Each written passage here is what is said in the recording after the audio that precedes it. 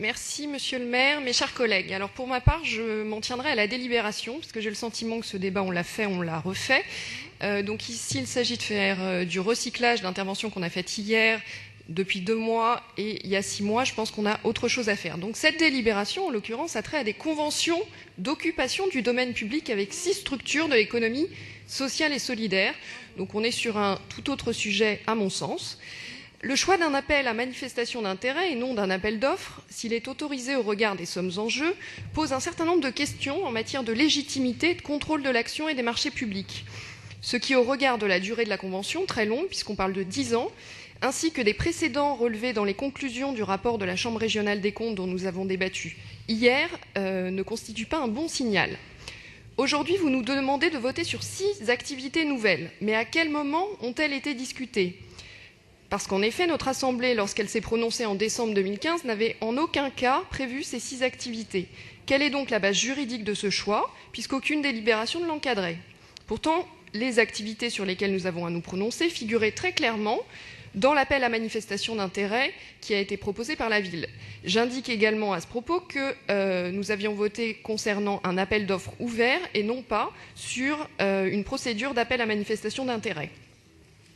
Les types d'aménagements auraient dû, à tout le moins, faire l'objet d'un débat au sein de notre Assemblée pour évoquer ensemble les animations paraissant les plus pertinentes pour répondre aux attentes des Parisiens, des Franciliens et des visiteurs, et je regrette que ça n'ait pas été le cas.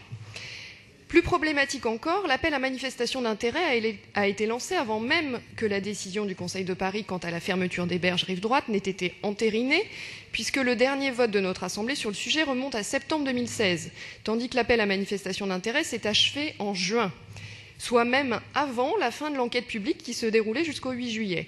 C'est à minima mettre la charrue avant les bœufs. Le lancement de cet appel à manifestation d'intérêt et le calendrier annoncé, début des travaux, pose aussi question dans la mesure où la fermeture des berges doit faire l'objet d'une évaluation et d'une nouvelle décision de la part du préfet au mois de mars prochain. Et la perspective d'une ouverture en juin semble peu réaliste au regard des travaux à mener. Quant aux raisons des choix faits, il semble qu'il y ait eu une évolution entre les éléments donnés dans l'appel à manifestation d'intérêt et les raisons aujourd'hui avancées. À l'époque, il était question de critères fondés sur la qualité architecturale et patrimoniale, l'intégration environnementale et la réversibilité, de viabilité du modèle économique et de proposition de redevance.